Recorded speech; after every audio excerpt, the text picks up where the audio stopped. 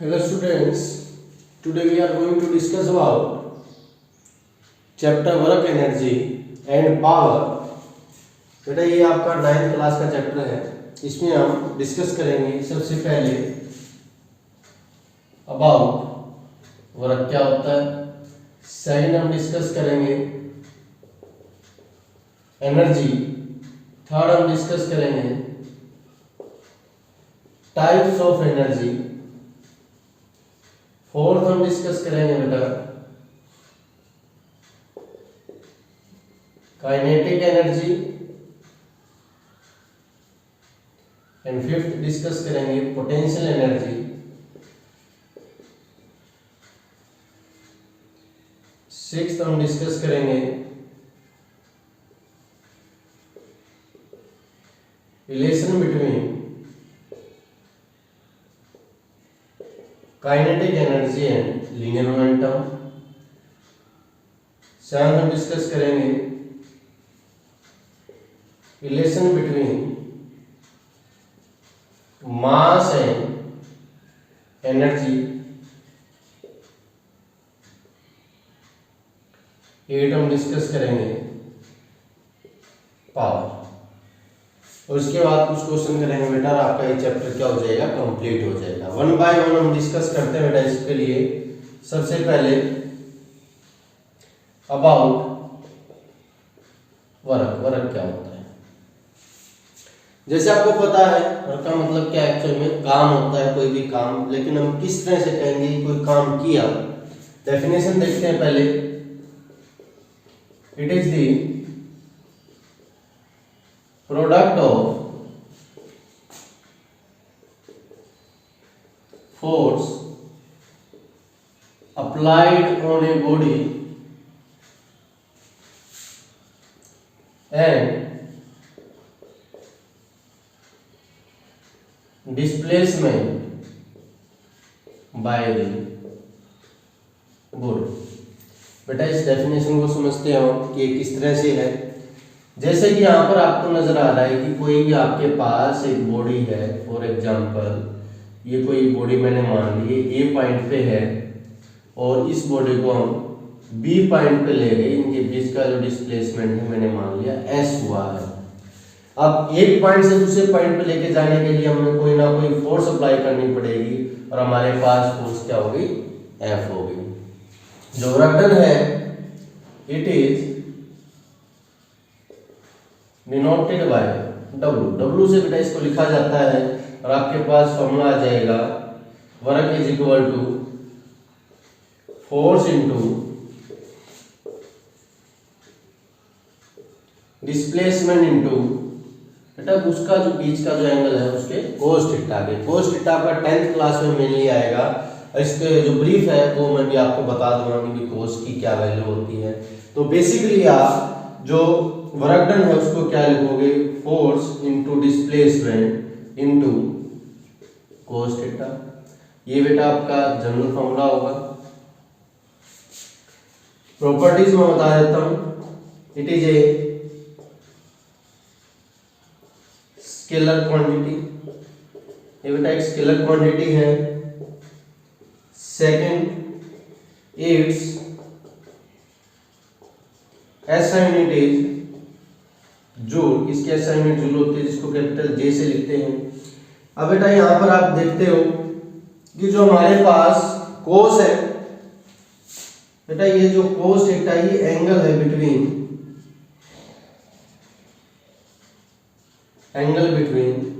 Force and displacement. Displacement यहां पर हमने S लिया है तो F और S के बीच का जो एंगल होता है उसको हम क्या नाम देते हैं, कोस थीटा नाम देते हैं। कुछ वैल्यू इसकी बेटा याद रखनी है आपने। कोस 0 डिग्री आपका 1 होता है, कोस 90 यहां पर आपका ये 0 होता है और कोस 120 ये आपका -1/2 हो जाता है। ये बेसिकली बेटा आपने याद रखनी है। इसके बाद हम डिस्कस करते हैं types of work. I think आपको इतना समझ में आ गया होगा। आगे हम करते हैं types of work.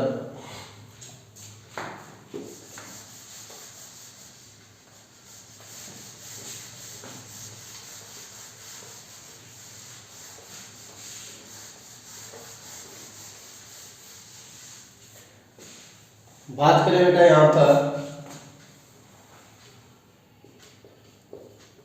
Types of work, तो यहाँ पर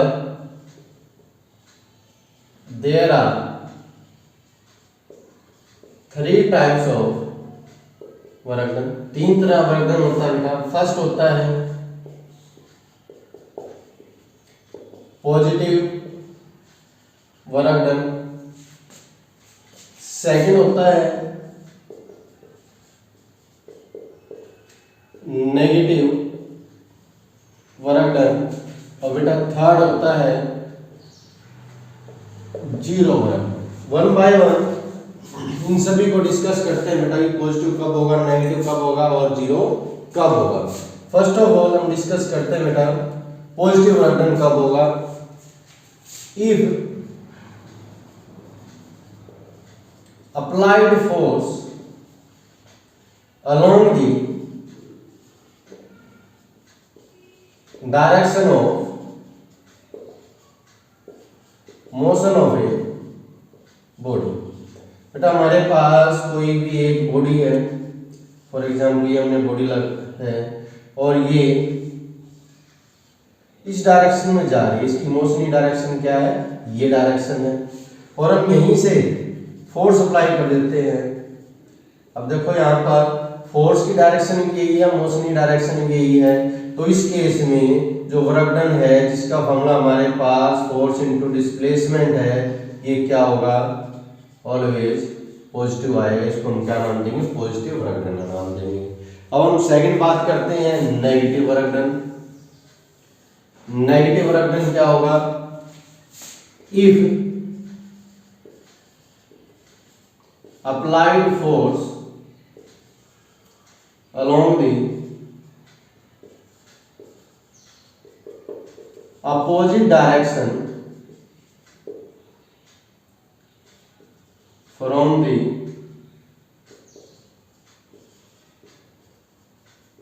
direction of motion of a body। इसका मतलब क्या हुआ बेटा, इसका मतलब सिंपल सा हुआ, कोई भी एक बॉडी है जिसका मोशन ये है, फॉर एग्जाम्पल ले सकते हो आप कि भी कोई एक कार है वो 10 मीटर पर सेकंड की स्पीड से जा रही है एक साइड में, और हमने वहां पर क्या कर दिया, ब्रेक अप्लाई कर दिया। ब्रेक अप्लाई करने का मतलब जो फोर्स है उसकी डायरेक्शन हमने क्या लगा दी, अपोजिट डायरेक्शन में लगा दी। और इस केस में क्या हो जाएगा बेटा, जो हमारे पास वर्क डन है जिसका फॉर्मूला फोर्स इनटू डिस्प्लेसमेंट हो जाता है, वो क्या आएगा, हमेशा नेगेटिव आएगा। इसको हम क्या नाम देंगे, नेगेटिव वर्क डन का नाम देंगे। इसके बाद आता है बेटा zero work done. Zero work done हमारा बेटा 3 तरह से हो सकता है। हमारे पास वर्क डन का फॉर्मूला होता है force into displacement into cos theta. First case if f is equal to 0, sorry बेटा, कि हमने जो फोर्स है वो 0 अप्लाई की है, फोर्स अप्लाई की नहीं, उस केस में मैथ आपको पता ही है, वर्क डन क्या हो जाएगा, 0 हो जाएगा। फर्स्ट केस क्लियर बेटा। सेकंड हमारे पास कि हमने फोर्स तो अप्लाई कर दी लेकिन हमारी बॉडी ने डिस्प्लेसमेंट नहीं किया। फॉर एग्जांपल ये बोर्ड है, मैंने यहाँ पर फोर्स अप्लाई की है लेकिन जो बोर्ड है इसकी मूवमेंट तो नहीं आई है। इसका मतलब if displacement is equal to 0, displacement है वो भी 0 हो जाए, उस केस में भी क्या हो जाएगा बेटा कि वर्क डन क्या हो जाएगा, 0 हो जाएगा। थर्ड केस आता है if angle is 90 degree. For example कोई एक पर्सन है, यहां पर कोई एक पर्सन है, इसने कोई भी लगेज है वो यहां पर अपने सिर पे उठा रखा है, तो आपने देखा होगा कि यहां से एक वेट लगेगा mg जो फोर्स होगी और इसको चलना आगे है, मोशन इसका यहाँ पर, दोनों में एंगल कितना बेटा 90 डिग्री। और इस केस में क्या हो जाएगा कि cos 90, अभी लास्ट उसमें मैंने आपको बताया कितना होता है, 0 होता है। इस केस में वर्क डन क्या हो जाएगा बेटा, 0 हो जाएगा। तो ये सिंपल से 3 केस आपके पास है। पॉजिटिव वर्क डन जब force along the direction of motion लगती है तो उसको हम पॉजिटिव वर्क डन कहते हैं। उसके बाद नेगेटिव वर्क डन जब force opposite to the direction of motion लगती है तो उसको नेगेटिव वर्क डन कहते हैं। और जीरो वर्क डन 3 केस में आता है, अगर फोर्स जीरो हो जाए, अगर डिस्प्लेसमेंट जीरो हो जाए, या एंगल फोर्स और डिस्प्लेसमेंट के बीच में 90 हो जाए। आई थिंक बेटा आपको इतना समझ में आ गया होगा। इसके बाद हम डिस्कस करते हैं एनर्जी। एनर्जी क्या होती है? हमारा जो फर्स्ट टॉपिक है जो मैंने आपको लिखवाया था वो कवर हो चुका है। कोई डाउट है बेटा कमेंट करके आप पूछ सकते हो।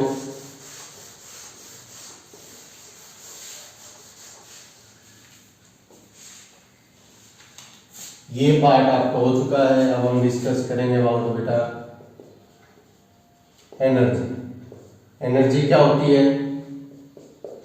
It is the ability of a body to do work. मतलब क्या हुआ बेटा? काम करने की क्षमता जो होती है उसको हम क्या नाम देते हैं? एनर्जी का नाम देते हैं। यहां पर हमारे पास आता है टाइप्स ऑफ एनर्जी। काफी टाइप की एनर्जी होती है। For example mechanical energy,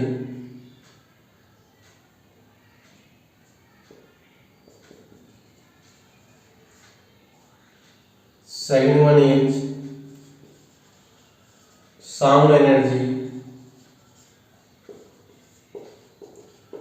wind energy,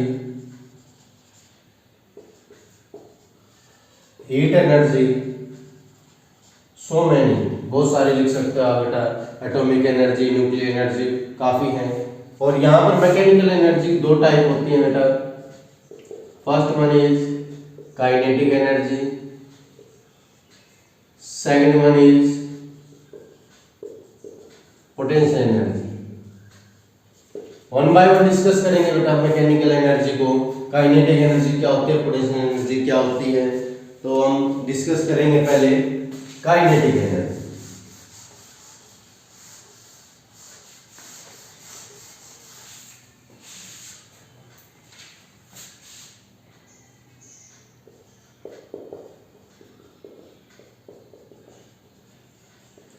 kinetic energy,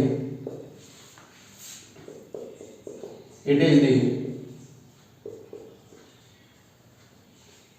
energy of a body due to its motion। कोई भी बॉडी है अगर मोशन में है तो उसके कारण जो एनर्जी होगी उसको हम क्या नाम देंगे? काइनेटिक एनर्जी का नाम देंगे। और काइनेटिक एनर्जी का जो बेटा फॉर्मूला होता है वो क्या होता है? Half M V square.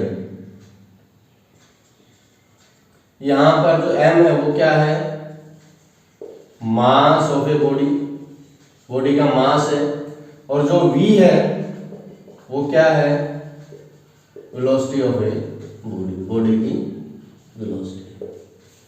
अब बेटा हम डिस्कस करेंगे, इसका प्रूफ करेंगे कि किस तरह से आया ये proof. Half M V square आया किस तरह से? आपके पास बेटा कोई भी एक बॉडी है, कोई एक बॉडी है जिसका मास m है, वो a पॉइंट पे थी और ये हमने मास m था इसको b पॉइंट पे लेके चले गए। यहाँ पर डिस्प्लेसमेंट हमारे पास s हुआ, फोर्स हमने F अप्लाई की यहाँ पर। तो आपको पता है V नो वर्क डन क्या होता है बेटा? फोर्स इनटू डिस्प्लेसमेंट होता है। और यहां से देखें तो आपको पता है from Newton second law of motion. Newton second law of motion क्या बताता है बेटा आपको कि जो F है वो किसके इक्वल होता है? ma के इक्वल होता है। हम यहाँ पर अप्लाई कर सकते हैं बेटा। तो वर्क डन क्या आ जाएगा हमारे पास वर्क डन आ जाएगा MAS। इसको इक्वेशन फर्स्ट मान लिया। फर्स्ट टाइम जब यहाँ पर था इसकी वेलोसिटी u थी, जो क्या थी? इनिशियल वेलोसिटी जो जीरो मान रहे हैं हम कि रेस्ट में था, वो पहले फाइनल में क्या होगी? v हो गई। अब इसको आगे कवर करते हैं। आपको और पता है बेटा कि जो हमारे पास एक इक्वेशन आते हैं, इक्वेशन ऑफ मोशन, जो क्या होती है? V square minus U square is equal to 2s। अब यहां से बात करें ए एस की वैल्यू निकालें तो क्या हो जाएगी, V square minus U square by 2 हो जाएगी। ये वैल्यू हम यहां पर पुट कर सकते हैं। सो इक्वेशन फर्स्ट बिकम्स, तो फर्स्ट इक्वेशन है वो क्या हो जाएगी बेटा, ये आपके सामने है, ये हो जाएगी work done is equal to m V square minus U square by 2। अब यहां से आप देखते हो if body initially at rest, मतलब क्या हुआ बेटा कि u क्या है यहाँ पर 0 है, तो वर्क डन क्या आ जाएगा बेटा यहाँ पर 1/2m वी स्क्वायर। आपको पता है कि जो वर्क है वो किसकी फॉर्म में स्टोर होता है, एनर्जी फॉर्म में स्टोर होता है, तो यहाँ पर बता सकते हो work is stored in the form of energy, और यहां से काइनेटिक एनर्जी बेटा आपके पास क्या आ गई, हाफ एम वी स्क्वायर, और ये आपका यहाँ पर बेटा प्रूव हो गया। आप ध्यान से एक बार देख सकते हो इसको पॉज करके, ये आपका डेरिवेशन है कंप्लीट की हाफ एम वी स्क्वायर कहां से आया। आई थिंक क्लियर हो गया होगा बेटा आपको। अब सेकंड टाइप की एनर्जी पे हम फोकस करते हैं। दूसरी टाइप कौन सी थी बेटा आपके पास, पोटेंशियल एनर्जी। पोटेंशियल एनर्जी क्या होती है वो डिस्कस करते हैं यहाँ पर।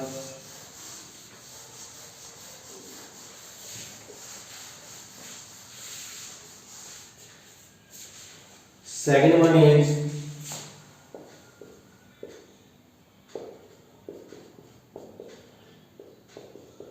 पोटेंशियल एनर्जी, और पोटेंशियल एनर्जी क्या होगी बेटा यहाँ पर, it is the energy of a body due to its height. जो भी किसी बॉडी की हाइट के कारण एनर्जी होती है उसको हम क्या नाम देते हैं बेटा, पोटेंशियल एनर्जी का नाम देते हैं। फॉर एग्जांपल हमारे पास कोई एक बॉडी है जिसका मास m है और वो सरफेस से h हाइट पे है, तो हमको बताना है कि भाई यहाँ की पोटेंशियल एनर्जी कितनी होगी। अब अगर किसी हाइट पे तो बेटा इसका वेट लग रहा होगा, जो क्या होगा mg, ग्रेविटेशन वाले चैप्टर में अभी मैंने आपको बताया था पहले। तो आपको पता है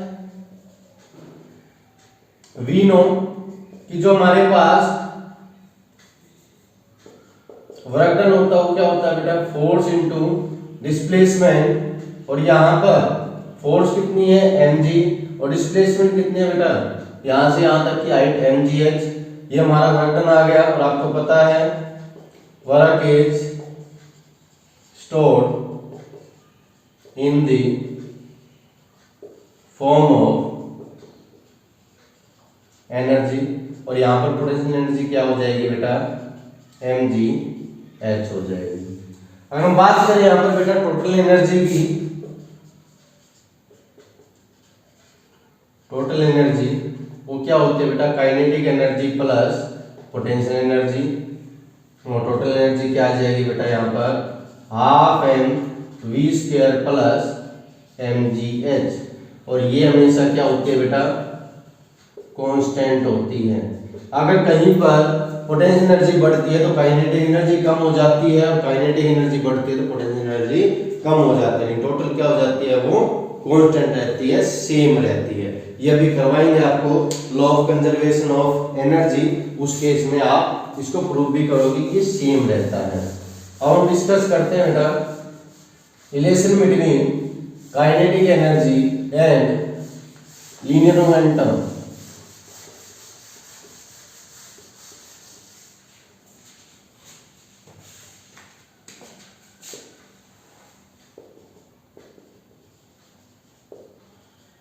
relation between kinetic energy and linear momentum. बेटा आपने लीनियर मोमेंटम पढ़ा था कि P क्या होता है, mv होता है, और काइनेटिक एनर्जी क्या होती है आपके पास, हाफ एम वी स्क्वायर होती है। अब हम डिस्कस करते हैं इनका आपस में क्या रिलेशन है। हम देखते हैं यहाँ पर जो हमारे पास एनर्जी है वो तो क्या है बेटा, हाफ एम वी स्क्वायर। इसको मल्टीप्लाई कर दो एम के साथ, और एम के साथ ही क्या कर दो, डिवाइड कर दो। कोई फर्क पड़ेगा? आई थिंक नहीं पड़ेगा, मैथ पढ़ते हो आप। तो यहाँ पर ई क्या आ जाएगा, half M V square, V M square V square by M. अब यहाँ पर आप देखो ये किसका फॉर्मूला है, मोमेंटम का, क्योंकि मोमेंटम क्या होता है, एम वी होता है। अप्लाई करते हैं यहाँ पर, तो हमारे पास ई की वैल्यू क्या आ गई, half P square by M, और यहाँ से पी स्क्वायर की वैल्यू आ जाएगी 2me, और यहाँ पर p की वैल्यू तो निकालेंगे तो क्या हो जाएगी बेटा, √2me। Relation between linear momentum and kinetic energy आपके पास ये आ जाएगी। आई थिंक आपको क्लियर है बेटा ये। इसके बाद करते हैं relation between mass and energy. Relation between mass and energy. Gravitation वाले चैप्टर में बेटा हमने आपको बताया था जो मास है वो कांस्टेंट रहता है, लेकिन एक्चुअल में ऐसा नहीं है, वो वेरी करता है। आइंस्टाइन ने हमको बताया था कि हमारे पास जो ई है वो क्या होता है, एम सी स्क्वायर होता है। ई क्या होता है बेटा, यहाँ पर एनर्जी डिनोट करता है, एम जो होता है मास ऑफ ए बॉडी को डिनोट करता है, और सी क्या होता है, वेलोसिटी ऑफ लाइट को रिप्रेजेंट करता है, जो कितनी होती है 3 × 10⁸ मीटर पर सेकंड होती है। तो आप देखते हो अगर हम एनर्जी को इंक्रीज करते हैं तो सी तो कांस्टेंट है, क्या इंक्रीज होगा, मास इंक्रीज हो जाएगा। और यही आइंस्टाइन ने हमको बताया था कि जो मास है वो भी क्या करता है बेटा, वेरी करता है। ये हमने बताया है। हम डिस्कस करेंगे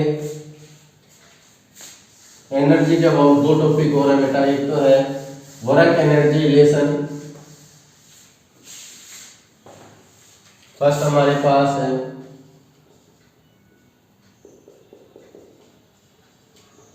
वर्क एनर्जी रिलेशन, जिसको हम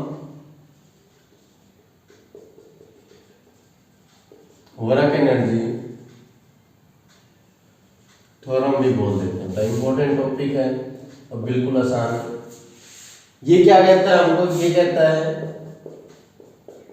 it state that the work done by body is equal to the change of its kinetic energy. मतलब क्या हुआ बेटा कि जो वर्क डन है वो किसके इक्वल होगा, kinetic energy final minus kinetic energy initial.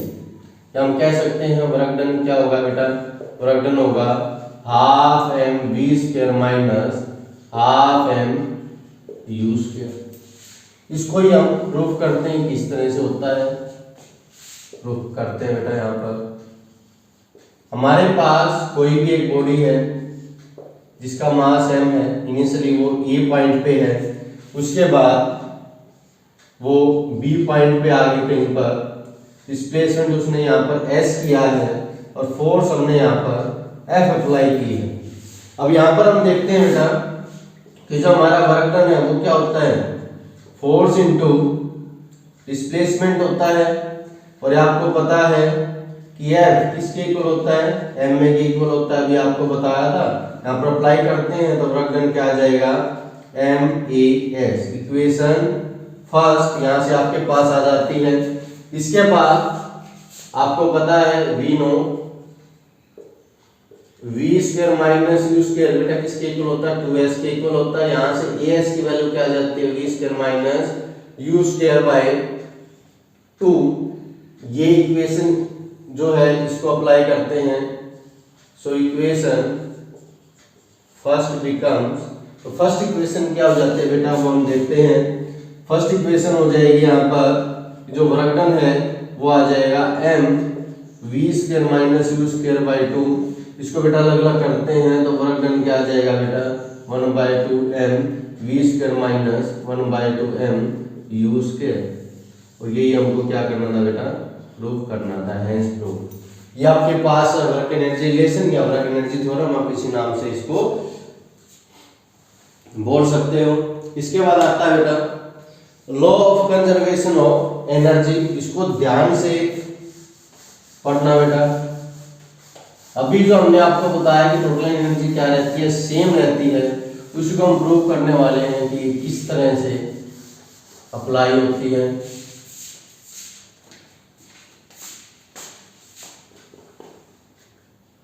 Important topic है बेटा, law of conservation of energy. Law of conservation of energy की बात करें तो ये बताता है क्या है बेटा, it state that the total energy in isolated system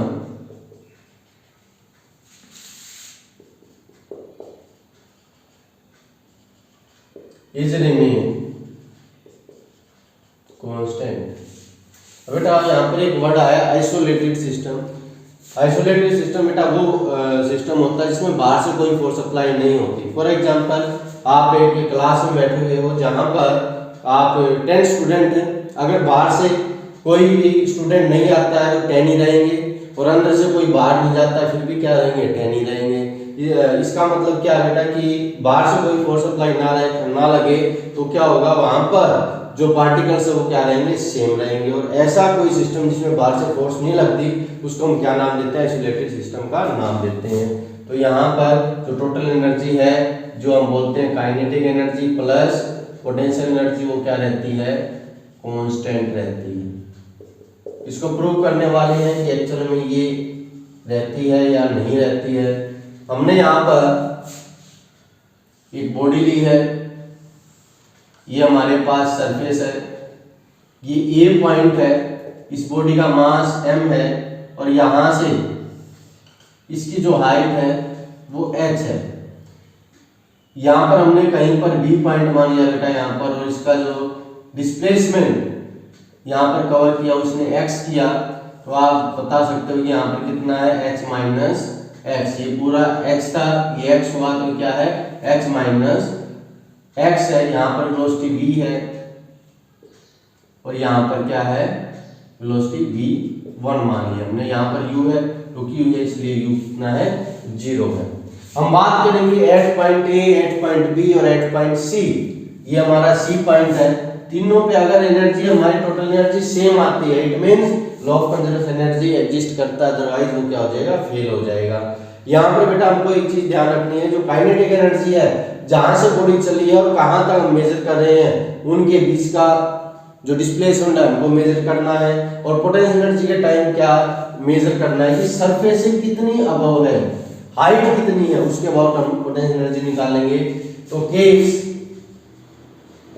first case में हमने क्या किया, एट पॉइंट ए पॉइंट की बात करते हैं बेटा। जब यहाँ पर देखो आप, काइनेटिक एनर्जी क्या हो जाएगी, हाफ एम, वेलोसिटी यू ले रखी है u², और आपको पता है u कितना है, 0 है। If u is equal to 0 तो क्या हो जाएगा, काइनेटिक एनर्जी यहाँ पर 0 हो जाएगी।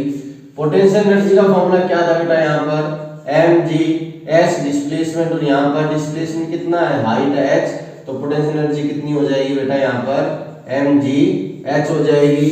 जो टोटल एनर्जी है वो हमारी क्या होती है, kinetic energy plus potential energy, और ये क्या हो जाएगी, 0 प्लस mgh। तो टोटल एनर्जी हमारे पास कितनी आ जाएगी बेटा, mgh आ जाएगी हमारे पास। फर्स्ट केस आ जाएगा। आई थिंक आपको क्लियर है। इसके बाद केस सेकंड करते हैं। Case second at point B point की बात करें बेटा यहां से, तो काइनेटिक एनर्जी हमारे पास क्या होगी, हाफ एम वी स्क्वायर। अब वी स्क्वायर की वैल्यू तो हमको पता नहीं है, तो यहाँ से वैल्यू निकालनी पड़ेगी। और वैल्यू निकालने के लिए क्या करेंगे बेटा, यहाँ पर आपके पास इक्वेशन होती है V square minus U square is equal to 2as। यहाँ पर आप देखो वी स्क्वायर माइनस यू 0 था, 2 इंटू जब नीचे आ रहे हैं तो क्या लेंगे, यहाँ पर जी लेंगे। डेरिवेशन वाले वीडियो में मैंने आपको बताया था, अगर नीचे आते हैं तो जी पॉजिटिव लेते हैं, ऊपर जाते हैं तो जी नेगेटिव लेते हैं। डिस्प्लेसमेंट कितना हुआ बेटा, यहाँ से ए से बी आने में एस हुआ है, तो वी स्क्वायर आपके पास आ रही है वैल्यू 2gx। ये वैल्यू यहाँ पुट करेंगे बेटा, तो काइनेटिक एनर्जी हमारे पास कितनी आ जाएगी, हाफ एम 2gx। 2 से 2 कैंसिल हो जाएगा, काइनेटिक एनर्जी हमारे पास कितनी आ जाएगी, mgx आ जाएगी। अब यहाँ पर देखें पोटेंशियल एनर्जी कितनी आएगी बेटा, यहाँ पर पोटेंशियल एनर्जी क्या होती है, mgs। एस मतलब डिस्प्लेसमेंट, mg बी पॉइंट पे सरफेस से कितनी ऊपर है बेटा, आप यहाँ पर देख सकते हो कितनी है, h माइनस x है, तो हमारे पास पोटेंशियल एनर्जी कितनी आ जाएगी, यहाँ से mg h माइनस mgx। ये हमारे पास काइनेटिक एनर्जी आई है, ये हमारे पास पोटेंशियल एनर्जी आई है।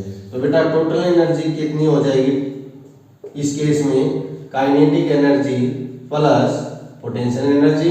काइनेटिक एनर्जी कितनी है, mgx, पोटेंशियल एनर्जी क्या आ जाएगी, mgh minus mgx।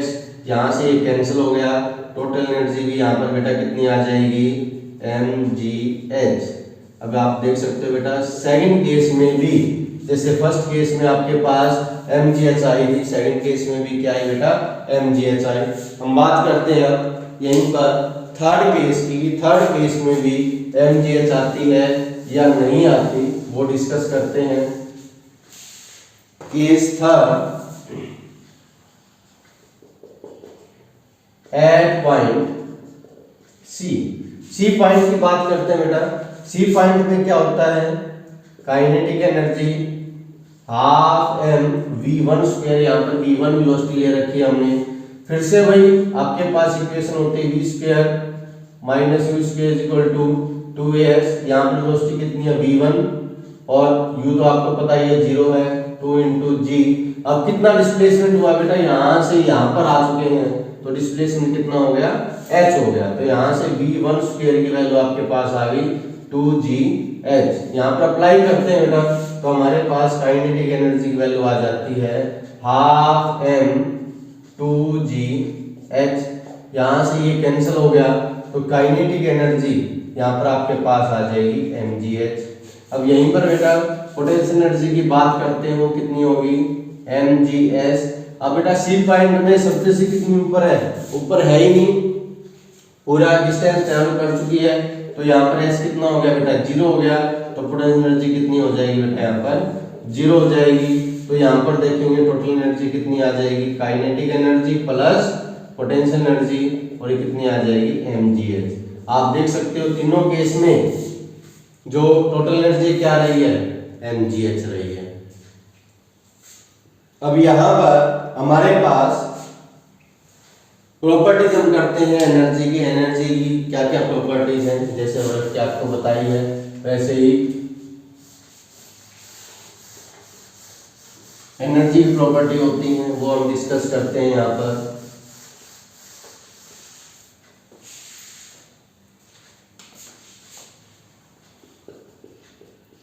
It's SI unit is joule. इसके SI यूनिट क्या होता है बेटा, जूल होती है। एक और इसमें ध्यान रखने की बेटा है कि जो इसकी कमर्शियल यूनिट होती है, it's commercial unit is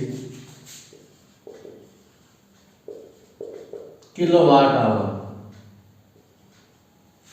muscle unit बेटा इसकी क्या होती है, किलोवाट आवर होती है।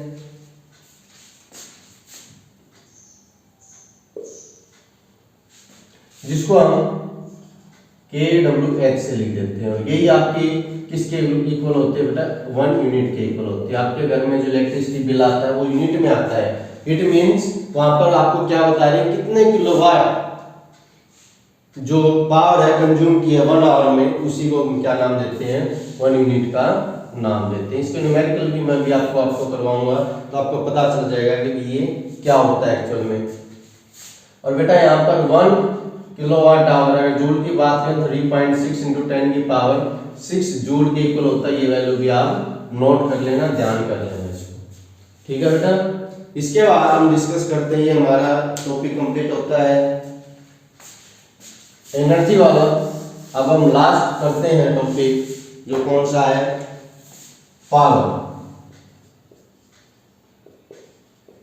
हम बात करें पावर की, तो पावर क्या होता है बेटा, it is defined as the rate of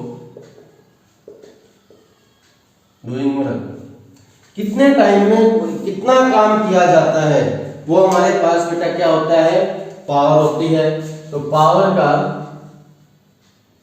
simple सा फॉर्मूला होता है बेटा, work done by time. Work done by time, it's ऐसा यूनिट इज वाट। इसके ऐसा यूनिट क्या होते हैं बेटा, वाट होती है। It's practical unit is, important है, प्रैक्टिकल यूनिट पूछ लेते हैं आपसे। प्रैक्टिकल यूनिट होती है बेटा इसकी हॉर्स पावर, और 1 horse power is equal to 746 watt के इक्वल होता है। बेटा आपके घर पे इलेक्ट्रिक मोटर है कोई भी, फॉर एग्जांपल जो वाटर पंप है वो है, उस पे लिखा होता है 0.5 हॉर्स पावर, 1 हॉर्स पावर। तो आप देख सकते हो, आज भी मेजर कर सकते हो आप कि वो कितने वाट की है। अगर 1 हॉर्स पावर की है तो वाट कितना होगा, 746 वाट के इक्वल होगा। अब हम बेटा कुछ न्यूमेरिकल करते हैं। स्क्रीन पे आपके हुए न्यूमेरिकल स्टेटमेंट शो हो रही है। इसके बाद हम सोल्व आउट करते हैं कि वो कैसे होंगे। फॉर एग्जांपल जो आपके पास यहाँ पर फर्स्ट क्वेश्चन है, उसमें आपको बता रखा है कि जो एक डिवाइस है जिसकी पावर, फर्स्ट क्वेश्चन है जिसकी पावर क्या दे रखी है, 200 वाट की इक्वल दे कर रखी है। इसको किलोवाट में करेंगे तो बेटा क्या हो जाएगा, बाय 1000 किलोवाट, हम कह सकते हैं 1.2 किलोवाट आ जाएगी। और टाइम कितना दे रखा है, कितने टाइम तक कंज्यूम कर रहा है वो, 30 मिनट्स तक। 30 मिनट्स का मतलब 1/2 आवर, हाफ आवर तक कंज्यूम कर रहा है। उसके बाद आपसे पूछ रखा है कि कितने एनर्जी कंज्यूम करेगा अप्रैल मंथ में। अप्रैल मंथ का मतलब आपको पता ही है 30 डेज होते हैं। एनर्जी की बात करते हैं सबसे पहले, तो एनर्जी क्या होगी बेटा, पावर इनटू टाइम हो जाएगी। और पावर कितना है, 1.2 इनटू टाइम कितना है, 1/2। यहां पर आपको पता चल गया कि एनर्जी कितनी आ गई आपके पास, किलोवाट आवर। ये कितनी आई बेटा, 1 डे की आई है। 30 डेज की कितनी आ जाएगी, 0.6 इंटू 30 से मल्टीप्लाई करते हैं, कितनी आ जाएगी, 18 किलोवाट आवर। तो आपके पास फर्स्ट जो क्वेश्चन है जो कि स्क्रीन पे नजर आ रहा है, उसके आंसर क्या आ जाएगा, 18 किलोवाट आवर हो जाएगा। सेकंड क्वेश्चन जो आपकी स्क्रीन पे अभी नजर आ रहा है, इसमें हम डिस्कस करते हैं। इसमें क्या है, फॉर एग्जांपल आपको दे रखा है बेटा कि इलेक्ट्रिसिटी बिल है, वो आपको निकालना है, कितना आएगा। उस केस में हम देखते हैं, यहाँ पर आप देखते हो जो आपको पावर है वो तो 2.5 जो पावर है वो आपको दे रखी है 2.5 किलोवाट। और टाइम कितना दे रखा है बेटा, टाइम दे रखा है 8 आवर्स तक। तो आप यहां से निकाल सकते हो कि एनर्जी कितनी कंज्यूम हुई, 2.5 इंटू 8। और यहां से आपके पास वैल्यू आ जाएगी, कितनी आई बेटा, यहाँ पर आपके पास वैल्यू आ जाएगी 20 किलोवाट आवर। ये बेटा एक दिन की आई है। अब आपको कितना दे रखा है, 30 डेज का दे रखा है, तो 30 डेज में कितनी आ जाएगी बेटा, 20 इंटू 30 आपके पास आ जाएगी 600 किलोवाट आवर, या कह सकते हैं 600 यूनिट। और यहाँ पर आपको पता है बेटा, आपके क्वेश्चन में गिवन है कि जो 1 यूनिट है उसकी कॉस्ट कितनी है, 1 यूनिट कॉस्ट है बेटा आपकी 3.5 रुपीज। तो आपके पास 600 यूनिट की कॉस्ट कितनी आ जाएगी, 3.5 इंटू 600, यहाँ पर आ जाएगा बेटा 2100 रुपीज आपका इलेक्ट्रिसिटी बिल आ जाएगा उस मंथ का। आई थिंक आपको बेटा जो टॉपिक है वो क्लियर हुआ होगा। इतना ही करते हैं इस वीडियो में।